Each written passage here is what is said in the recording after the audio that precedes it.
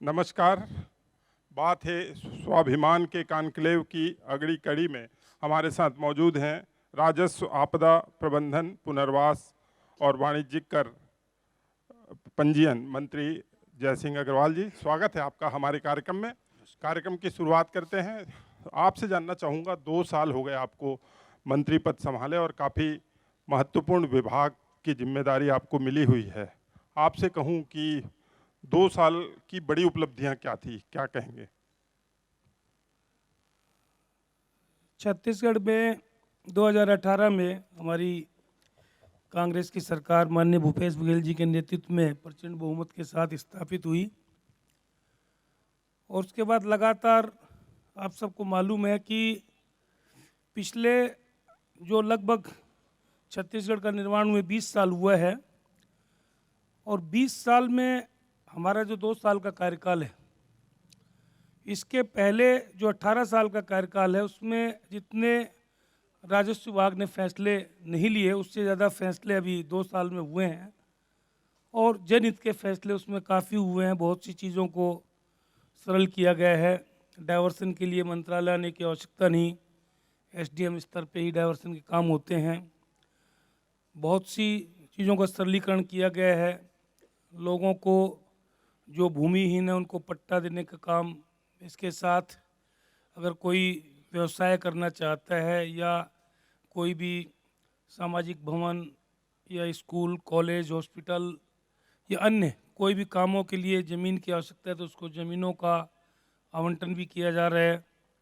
Collector स्तर पे भी किया जा रहा है, सरकार के स्तर पे भी किया जा रहा है। उसका अलग अलग दायरा फिक्स किया गया है। जी। इसके साथ ऐसे बहुत से निर्णय सरकार ने लिए जो जनता के हित में हैं। बहुत सी सुविधाएं प्रदान की गई है।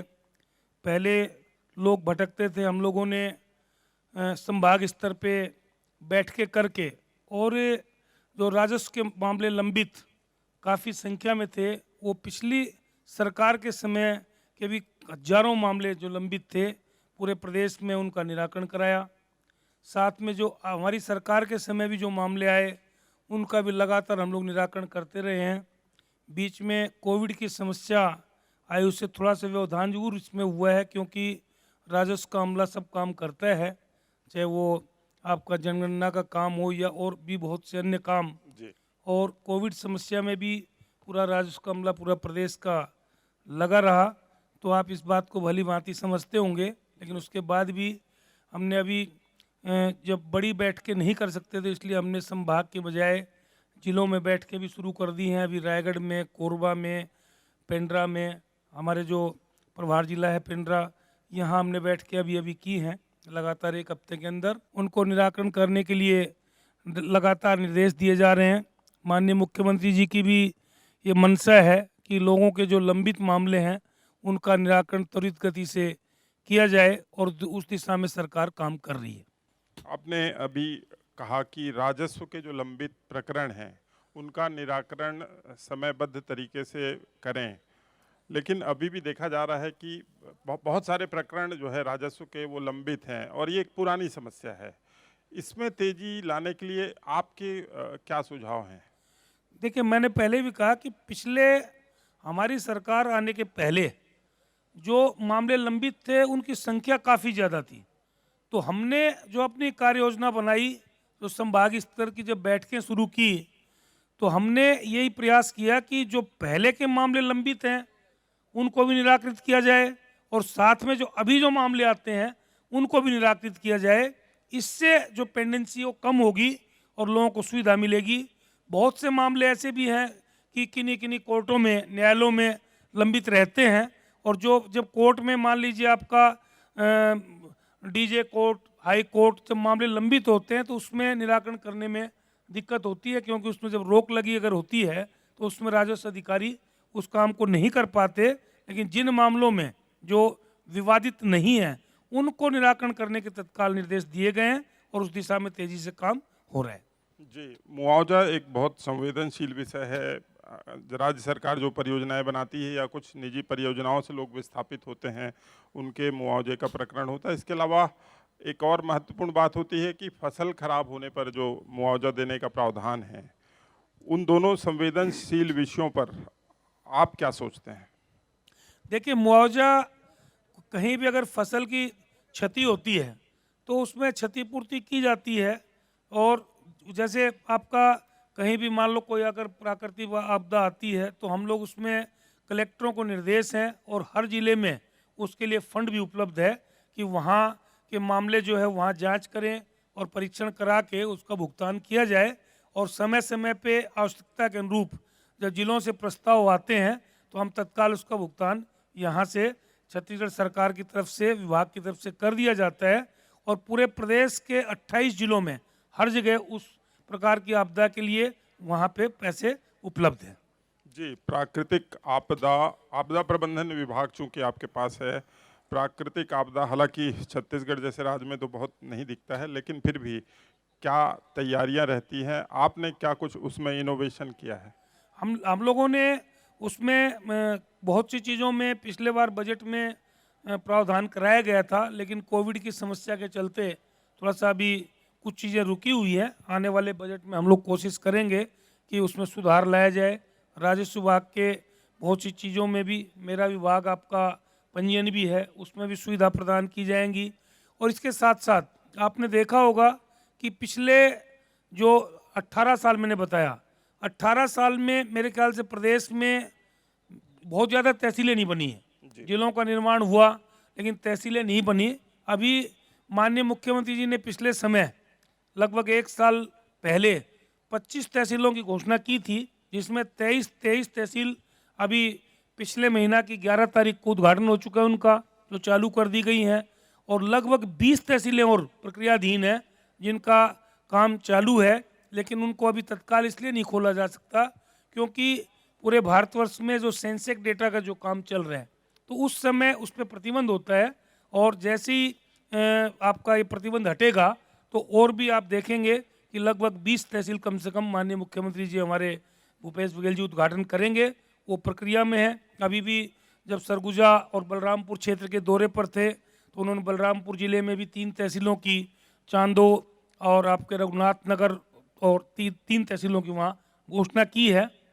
तो हम लोग लगातार लगे हुए हैं कि राजस्व के मामलों के निपटारा के लिए तहसीलों का जब निर्माण होगा, जब दूर दूर लोग जाके तहसीलों में काम कराने के लिए जाते हैं और उनको काफ़ी लंबा सफ़र तय करना पड़ता है, समय की भी बर्बादी होती है, या ये कहें कि राजस्व का भी जो अमला है वो अगर जाके वहाँ निरीक्षण करता है तो उसको भी समय ज़्यादा लगता है।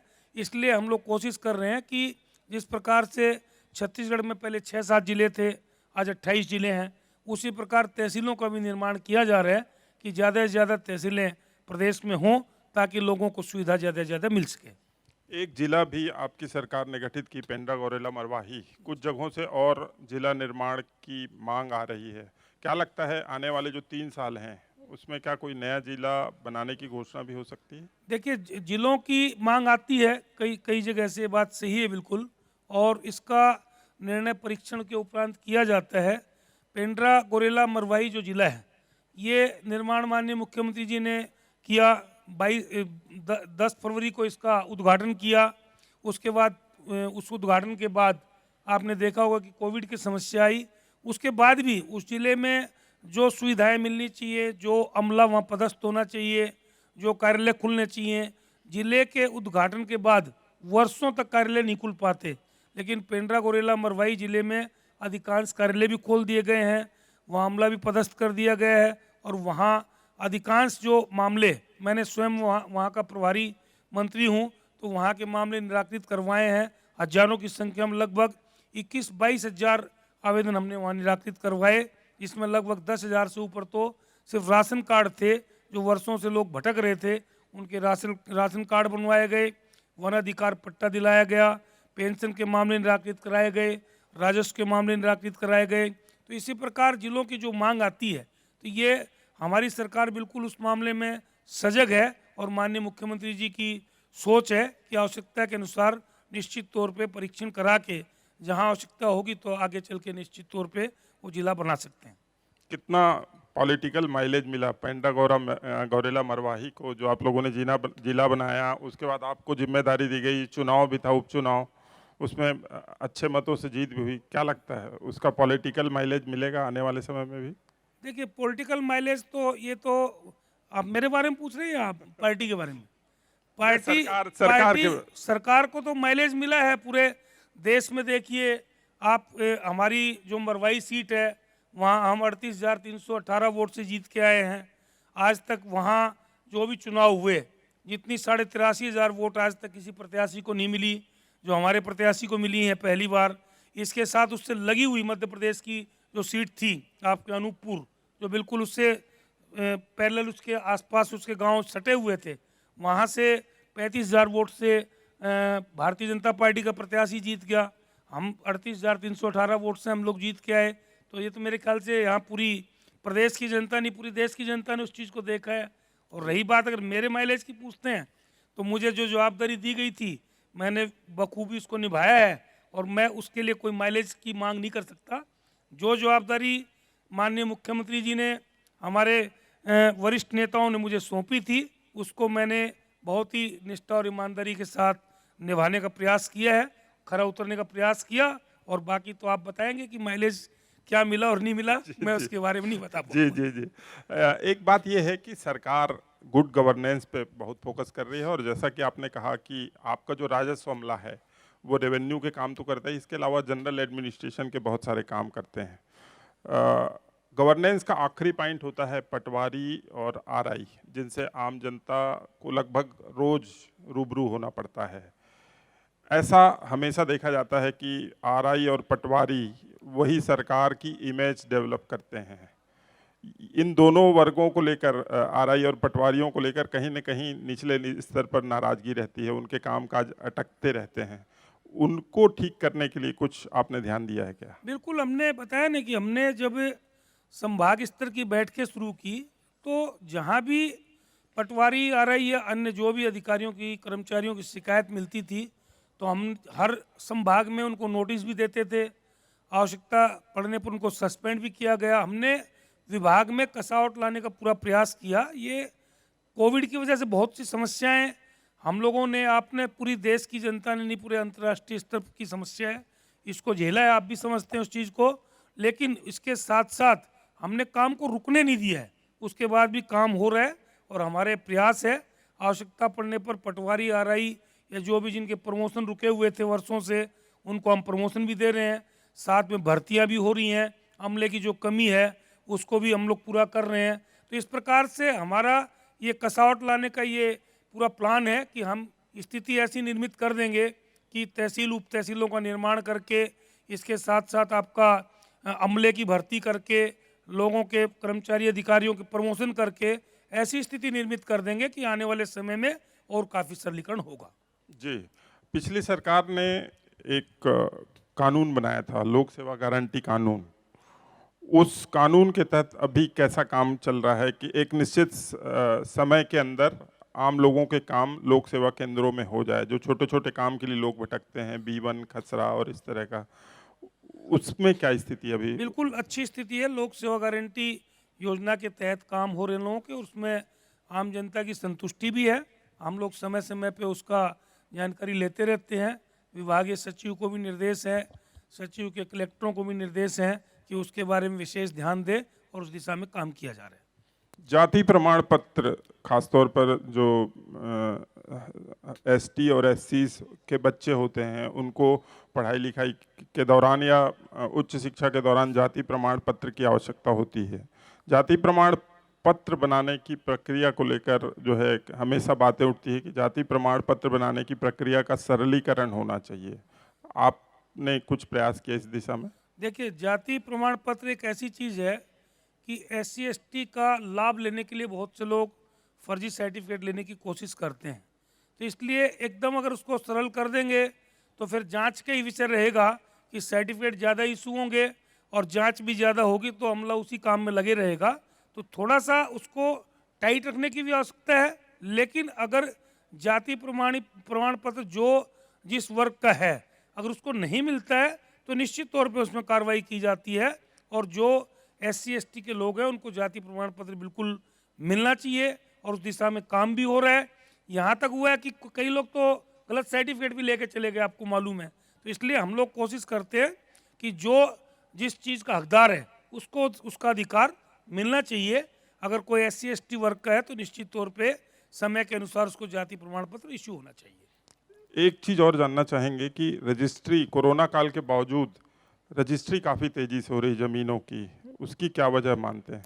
देखिए, रजिस्ट्री की एक मुख्य वजह ये है कि पिछले समय आपने देखा होगा कि यहाँ पूरे प्रदेश में बहुत सी ऐसी विसंगतियाँ थी कि ज़मीनों के रेट तो बढ़ते गए, लेकिन वास्तव में जो ज़मीन का मूल्य होता है, जो वास्तविक मूल्य होते हैं, बाजार मूल्य, वो नहीं बढ़े थे। लेकिन हम लोग, पिछली सरकार क्या करती थी, हर साल 10% रेट बढ़ा दो, तो हमने उसका परीक्षण कराया, तो इसलिए हमने रेट बढ़ाया नहीं, बल्कि 30% रेट माननीय मुख्यमंत्री जी से हमने जब चर्चा की तो उन्होंने 30% रेट कम किया, ताकि उससे लोगों को जो दिक्कतें आती थी उन दिक्कतों का सामना न करना पड़े, और उससे भी रजिस्ट्री बढ़ी।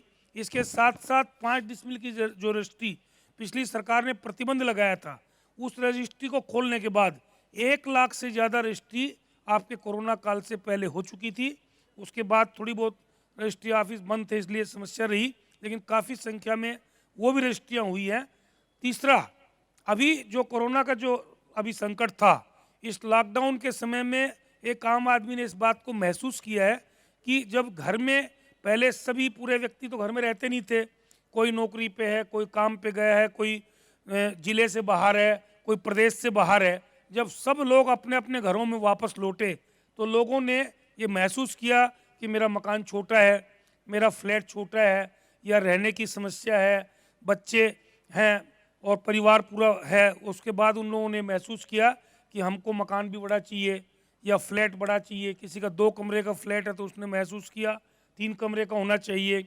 जिसके पास घर का मकान नहीं है तो उसने कोशिश की कम से कम मकान बना लो। तो ये भी एक फ़र्क है। दूसरा जो फैक्ट बात है, मैं इसलिए बता रहा हूँ जी। कि मैं सिर्फ सरकार की बड़ाई नहीं कर रहा हूँ। बिल्कुल, सरकार बिल्कुल। ने अपनी जगह जो काम किया वो ऐतिहासिक किया। बिल्कुल। माननीय मुख्यमंत्री जी ने ऐतिहासिक निर्णय लिया कि रजिस्ट्री में छूट भी दिया, 30% रेट भी कम किया, उसके माध्यम से भी रजिस्ट्रियाँ बढ़ी और उससे लोगों को सुविधा भी मिली। क्योंकि एक आम आदमी ने, छोटे से लेके बड़े आदमी ने उस बात की, सरकार की तारीफ की थी कि 30% रेट जो कम हुआ, ये प्रदेश की जनता के लिए सरकार ने ऐतिहासिक निर्णय लिया है। जी। एक अभी प्रदेश में, पूरे प्रदेश में धान खरीदी चल रही है, किसान अपना अपना धान बेच रहे हैं, लेकिन किसानों की शिकायत आती है कि उनका रकबा घटा दिया गया, गिरदावरी में कई त्रुटियां हैं, तो इसमें कहीं न कहीं आपके विभाग के ऊपर ये बात आती है। देखिए कि पिछले 18 साल में जो धान खरीदी हुई, उससे कहीं ज़्यादा जो हर वर्ष जो धान खरीदी होती थी, उससे ज़्यादा धान की खरीदी पिछले साल हुई है। और इस साल का भी टारगेट हमारा जो पिछले साल था, उससे भी ज़्यादा का टारगेट है।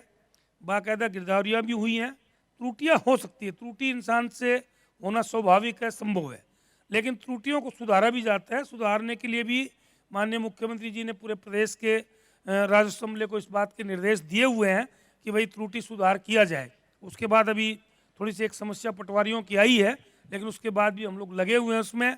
इसके साथ साथ आपने देखा हो कि धान का रकबा नहीं काटा गया। जो जहाँ धान का जहाँ पैदाइश नहीं थी, वहाँ जो फर्जी ढंग से चढ़े हुए थे, उनको अलग किया गया है। दूसरा, जो अन्य प्रदेशों से जो धान आता था अवैध रूप से, उस पर रोक लगाई गई। अवैध धान को रोकने के बाद और जो गलत तरीके से जो लोग धान का रकबा चढ़वाते थे, उसको रोकने के बाद अगर धान की खरीदी पहले से ज़्यादा हो रही है, तो मैं इस बात को सरकार की उपलब्धि मानता हूं और ये जनता के, किसानों के हित में है मेरे ख्याल से। रही बात शिकायत की, धान खरीदी केंद्र भी लगभग 187 धान खरीदी केंद्र पूरे जिले में, हर जिले में 5-5, 7-7, 8-8 धान खरीदी केंद्र अभी बढ़ाए गए हैं, ताकि लोगों को, किसानों को सुविधा मिल सके। जी, एक तरफ आप 2 साल का जश्न मना रहे हैं और पटवारी 2 दिन से हड़ताल कर रहे हैं, कुछ विचार कर रहे हैं? उनकी मांगे, उनका कहना है कि बहुत जायज़ मांगे हैं और लंबे समय से पेंडिंग है, क्या? देखिए, मांग, आदमी को मांगने का अधिकार है और जो जायज़ मांगे होती हैं उनको पूरा भी किया जाता है। 2 मांगों का हमने प्रस्ताव जो है वित्त विभाग को हमने भेज दिया है कि उनकी 2 मांग पूरी करने के लिए, मांगे उनकी 7-8 मांगे हैं, तो उन पे समय समय के हिसाब से निश्चित तौर पे विचार किया जाएगा। पटवारियों को भी भत्ते वगैरह की सुविधा मिलनी चाहिए, बात सही है। उस पर हम लोग बिल्कुल कोशिश कर रहे हैं कि वित्त विभाग के पास प्रस्ताव गया है। और भी कुछ चीज़ें हैं जो उसमें प्रक्रियाधीन है, आगे आने वाले समय में निश्चित तौर पे उस पर विचार किया जाएगा। सरकार उस मामले में बिल्कुल गंभीरता से विचार करेगी। एक आखिरी सवाल लूंगा आपसे। 2 साल बहुत सफलतापूर्वक आपकी सरकार ने पूरा किया है, आपके विभाग में बहुत अच्छे अच्छे काम हुए हैं। आने वाले 3 सालों में किस बात पर आप ज़्यादा फोकस करेंगे? देखिए 3 सालों में, अभी 2 साल में मैंने बताया ना कि हम लोगों ने, मेरे विभाग की विशेष करके बात करें तो हम लोगों ने बहुत से निर्णय किए हैं। और भी जो जनहित की जो सुविधाएं हैं, जो जनता के हित में जो फैसले समय के अनुसार निश्चित तौर पे लिए जाएंगे। और बिल्कुल इस बात के लिए, जैसे मैंने कहा कि भाई तहसीलें खोली जा रही हैं, इसके साथ साथ अमला बढ़ाया जा रहा है ताकि लोगों को जल्दी से जल्दी उनके कामों का निपटारा, उसके जो मामले पेंडिंग हैं उनको निराकृत किया जा सके। इस दिशा में भी हमारा काम चल रहा है।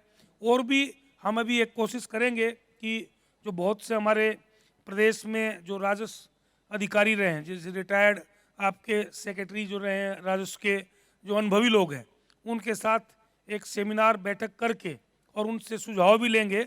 और उनसे सुझाव लेके उन सुझावों के बाद माननीय मुख्यमंत्री जी के सामने हम पूरा उसको एक प्रेजेंटेशन देंगे।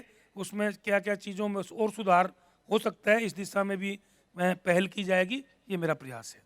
चलिए, काफ़ी मेहमान हमारे हैं। कुछ मेहमान यदि आपसे प्रश्न पूछना चाहें, मंत्री जी से कोई सवाल? हाँ हाँ, उधर से हाथ उठ रहा है। हाँ, आप परिचय दीजिए और सवाल करिए। भरत जैन, कैट का प्रदेश उपाध्यक्ष। मंत्री जी, आपका और लल्लूराम.com का, स्वराज का, सभी का बहुत बहुत कैट की तरफ से स्वागत है। मेरा सवाल आपसे ये है कि कोई भी भूखंड की जब रजिस्ट्री हो जाती है तो रजिस्ट्री में उसका पैसा लग जाता है, जो रजिस्ट्री कराता है भूखंड का स्वामी बनने के लिए। उसके बाद जो सब कागजी कार्रवाई बची रहती है वो पहले उसी समय पूरी क्यों नहीं हो जाती? क्योंकि जब व्यक्ति भूखंड में कोई पैसा लगा लेता है तो उसके बाद उसकी कोई परेशानी नहीं हो, जैसे B1, नाम ट्रांसफ़र, सीमांकन, ये सारे काम बाद में लगते हैं। तो जितना पैसा वो रजिस्ट्री में लगाता है, लगभग ऐसी ही कुछ राशि उसके समकक्ष उसको और खर्च करनी पड़ती है और परेशानी होती है वो अलग। तो रजिस्ट्री में पैसा लगा दिया, उसके बाद उसका कोई और जवाबदारी न रहे, क्योंकि सरकार के पास तो पैसा भी आ गया, उसका टैक्स भी आ गया। ऐसी कोई व्यवस्था सरकार कर रही है क्या, या हो भविष्य में कोई ऐसी योजना? देखिए, कायदे से सीमांकन तो आपका पहले होना चाहिए मेरे हिसाब से। बिना सीमांकन के आप रजिस्ट्री करा लिए, आपको खुद नहीं मालूम ज़मीन कहाँ है आपकी, तो उसके बाद ज़्यादा समस्या आती है। और इसके साथ साथ जो आप बोल रहे हैं कि अगर कहीं भी किसी क्षेत्र में शिकायत है कि रजिस्ट्री के बाद अगर कोई आपको घुमा रहा है, तो आप निश्चित तौर पे मेरा मोबाइल नंबर रख लीजिए, आप डायरेक्ट मुझसे भी बात कर सकते हैं, मेरे जो PA वगैरह हैं उनसे बात कर सकते हैं, विभाग के लोगों से बात कर सकते हैं। और सवाल? मैं उत्तम गोलछा, कैट का संगठन मंत्री, छत्तीसगढ़ सराफा एसोसिएशन का महासचिव। माननीय मंत्री जी का हार्दिक स्वागत, अभिनंदन। स्वराज्य एक्सप्रेस, लालू.com का भी बहुत बहुत स्वागत, अभिनंदन। माननीय महोदय, सर्वप्रथम तो मैं आपका धन्यवाद ज्ञापन करूंगा कि आपने साहूकारी लाइसेंस की प्रक्रिया को ऑनलाइन किया, इसके लिए। द्वितीय, मेरी एक बात है कि जिस टाइप से आपने इतनी अच्छी व्यवस्था की है रजिस्ट्री के लिए, टाइमिंग शेड्यूल बनाया, लोगों को समय सीमा दी, वैसे ही मैं आपसे एक सुझाव देना चाहता हूं सरकार से कि जो हम लोग रजिस्ट्री के बाद डॉक्यूमेंट्स अपने नामांतरण के लिए देते हैं या रजिस्ट्री के पहले हम सीमांकन के लिए आवेदन लगाते हैं, और भी बहुत सारी जो प्रक्रियाएं हैं उसको समय सीमा में आप बांधिए, जिससे कि आम आदमी की परेशानियां जो है वो बच जाएगी। क्योंकि नामांतरण के लिए हम कागज़ छोड़ देते हैं, पटवारी हमें समय समय पर बुलाता है, लेकिन समय से काम हो नहीं पाता है। 1 महीने में भी होता है, 2 महीने में, 3 महीने में। तो एक टाइम पीरियड का बॉन्डेज होगा तो बहुत अच्छा व्यवस्था और सुचारू व्यवस्था होगी, आम आदमी उसकी तकलीफ और परेशानियों से बच जाएगा। और ये भी एक सरकार की बहुत बड़ी उपलब्धि होगी, क्योंकि हमने देखा है अभी रजिस्ट्री का इतना सुचारू और सुव्यवस्थित काम चल रहा है कि आम आदमी भेड़िया दसान के जैसे वहाँ भीड़ नहीं कर पा रहा है। और बिल्कुल टाइम शेड्यूल में, यानी 3:30 बजे मुझे रजिस्ट्री ऑफिस पहुंचना है, टाइम से मेरी रजिस्ट्री हुई, 4 बजे तक मैं अपने काम धंधे में लग जाता हूं, पूरा दिन भी व्यर्थ नहीं जाता। इसी प्रकार की व्यवस्था होगी तो राजस्व विभाग काफ़ी आगे तरक्की और नाम काफ़ी अच्छा रहेगा और सरकार की भी बहुत अच्छी उपलब्धि रहेगी। इसी के साथ आपका बहुत बहुत आभार सर। बिल्कुल आपके सुझाव से मैं सहमत हूँ। इसमें जो भी खामियां उनको दूर किया जाएगा और साथ में जो रजिस्ट्री की जो सुविधा है अभी और आने वाले समय में और बढ़ेगी, वो अच्छी, इससे भी और बेहतर करेंगे उसको, रजिस्ट्री सुविधा को भी। और जो मामले मैंने पहले भी कहा कि जो मामले पुराने हजारों की तादाद में मामले पेंडिंग है, चाहे वो नामांतरण हो, बंटवारा हो, आपका सीमांकन हो, डायवर्सन हो, इसलिए आपने देखा होगा कि पहले विधिवत जो आपका भू राजस्व संहिता के मुताबिक जो रूल बना हुआ है कि एसडीएम को डायवर्सन करना है, बीच में पिछली सरकार ने उसको डायवर्सन को सरकार के पास लिया, एक छोटा लिमिट तक छोड़ दिए वहाँ जिले में, और उसके बाद कि यहाँ तक आपका डायवर्सन एसडीएम करेगा, उसके बाद कलेक्टर करेगा और उसके बाद सरकार करेगी। तो हमने पूरी की पूरी डायवर्सन की प्रक्रिया को एसडीएम को सौंप दिया, कलेक्टर से भी मिलने की आवश्यकता नहीं, सीधा आपका डायवर्सन एसडीएम करेगा। उसमें टाइम भी एक फिक्स किया हुआ है, 15 दिन के अंदर करना है, साथ में आपकी टाउन कंट्री प्लानिंग से उसकी रिपोर्ट मिलने के बाद। इसके साथ साथ और भी जो छोटी छोटी जो समस्याएं आप लोग बता रहे हैं, हम लोग उस पर सरलीकरण करेंगे, आने वाले समय में आपको ये महसूस होगा। सर्वप्रथम जय सिंह अग्रवाल जी, आपका हार्दिक स्वागत है। बड़े सम्मानित तरीके से आपका सादर नमस्कार आपको। धन्यवाद स्वराज एक्सप्रेस मनोज जी का, lalluram.com, जिन्होंने मुझे यहाँ पर आमंत्रित किया। सर मैं भी कोरबा से हूँ, अगर शायद मैं आपको बहुत अच्छी तरह से जानती हूँ और आपका नाम किसी तारीफ़ या परिचय का मोहताज नहीं है। बेसिकली मैं भी कोरबा से थी, रेबेका बेन, अगर आप मुझे जानते होंगे, मैं वहाँ पर अभी तक मैंने काम भी किया है मीडिया में, और आप प्रायः वहाँ आते थे और हम लोग काफ़ी टाइम मिल चुके हैं। शायद आप मुझे भूल गए होंगे, लेकिन काफ़ी दिन हो गया मुझे कोरबा छोड़े हुए। आदरणीय अग्रवाल जी, मैं आपसे सिर्फ एक छोटी सी मांग रखना चाहती हूँ। मुझे कोई शिकायत नहीं है, क्योंकि जिस रीति से हमारी सरकार चल रही है, हम बहुत खुश हैं कि आप लोग सभी अपने जो एजेंडा है, जो आपकी नीति है, उस पर एक एक करके सब चीज़ों को पूरा किया जा रहा है और सभी चीज़ों पर, सभी क्षेत्रों पर उसका ध्यान किया जा रहा है। मेरी आपसे बहुत ही छोटी सी मांग है, अगर ये जायज़ होगा तो शायद आप इसको अपने उसमें ले सकते हैं और इससे बहुत सारी महिलाओं को लाभ होगा। जैसे कि रजिस्ट्री के टाइम में सर, महिलाओं के नाम पर अगर रजिस्ट्री किया जाता है तो उसमें कुछ छूट होती है, ऐसा छूट दिया जाता है महिलाओं के। लेकिन जब ईयरली टैक्स पेमेंट होता है सर, तो उसमें कोई छूट नहीं होती, हालांकि वो महिला के नाम से रजिस्ट्री रहती है, परंतु ईयरली जो टैक्स होता है उसमें कोई भी छूट नहीं होती है। अगर इस पर थोड़ा सा अगर आप लोग कुछ करना चाहें तो शायद बहुत सारी महिलाओं को इससे लाभ होगा और नारी सशक्तिकरण का जो एक सही मायने में शायद इसका आगे क्रियान्वयन भी हो सकता है सर। तो अगर हमारी मांग थोड़ी, मेरी मांग अगर जायज़ लगती है सर, तो इस पर थोड़ा विचार कीजिए। निश्चित विचार करेंगे। और कोई सवाल? Sir, institute of chartered accountant of India की रायपुर शाखा की तरफ से मैं सीए किशोर बरडिया अपने विचार रखना चाहता हूँ। मेरे 2 विचार हैं। एक, बहुत सारी स्टेट गवर्नमेंट में इस कोरोना जैसी वैश्विक महामारी के दौर में एक स्टैम्प ड्यूटी पे विशेष रियायत दी गई है, जैसे कि 2% में महाराष्ट्र में आज रजिस्ट्रियाँ हो रही है। छत्तीसगढ़ में क्या ऐसा प्रावधान हो सकता है? दूसरा एक मेरा क्वेश्चन, चूँकि सरकार के गठन के पश्चात ही सरकार द्वारा 30% डिस्काउंट जो गवर्नमेंट वैल्यूएशन पे दिया गया था, वो एक बहुत ही सराहनीय कदम था और कोरोना जैसी वैश्विक महामारी के दौर में भी यह कंटिन्यू रहा। यह एक बहुत ही सराहनीय कदम है, किंतु इसमें मेरा एक सुझाव या विचार आप मानिए कि डीआईसी में स्टैंप ड्यूटी एग्जम्पशन दिया जाता है। जो मैन्युफैक्चरिंग यूनिट इंडस्ट्रियल एरिया में या कहीं पर भी प्लॉट खरीद करके अपनी यूनिट डालती है, उन्हें स्टैंप ड्यूटी का एग्जम्पशन होता है, किंतु इसमें लगने वाला रजिस्ट्रेशन शुल्क वो माफ़ नहीं होता। जबकि एमएसएमई में यह प्रोविज़न है कि स्टैंप ड्यूटी और रजिस्ट्रेशन शुल्क, अगर कोई एमएसएमई अपने व्यापार के लिए कोई ज़मीन खरीदती है तो दोनों ही माफ़ होता है। तो मेरा यह विचार है कि मैन्युफैक्चरिंग यूनिट को भी अगर रजिस्ट्रेशन शुल्क से मुक्ति मिल जाए तो हमारे प्रदेश में औद्योगिक विकास की एक धारा और रूप लेगी, ऐसा मेरा सोचना है। ठीक है, इसका चर्चा करेंगे। वैसे मैं आपको एक चीज़ बताना चाहता हूँ कि बहुत सी छूट प्रदान की गई हैं, आपके उद्योग के मामले में भी छूट प्रदान की गई है। अभी आपने देखा होगा कि बस्तर साइड में भी काफ़ी उद्योगपति MOU कर रहे हैं, क्योंकि जो सुविधाएं दी जा रही है इसलिए कर रहे हैं वो लोग। तो मैं ये मानता हूँ कि अगर सभी टैक्स को अगर छोड़ देंगे तो उसके बाद सरकार भी चलेगी कैसे। सरकार को बहुत सी ऐसी सुविधाएं जो आम जनता को दी जाती हैं फ्री ऑफ कास्ट, उसके लिए पैसे की आवश्यकता पड़ती है। आपने देखा होगा कि जब छत्तीसगढ़ बना तो उस समय लगभग 4,000 करोड़ का छत्तीसगढ़ का बजट था, जो 1 लाख करोड़ से आज क्रॉस कर चुका है। और जब हमारी सरकार आई तो लगभग 44,000 करोड़ कर्जा पिछली सरकार छोड़ के गई है। ये बोल दिया जाता है कि भाई कर्जा ले रहे हैं। कर्जा क्यों ले रहे हैं?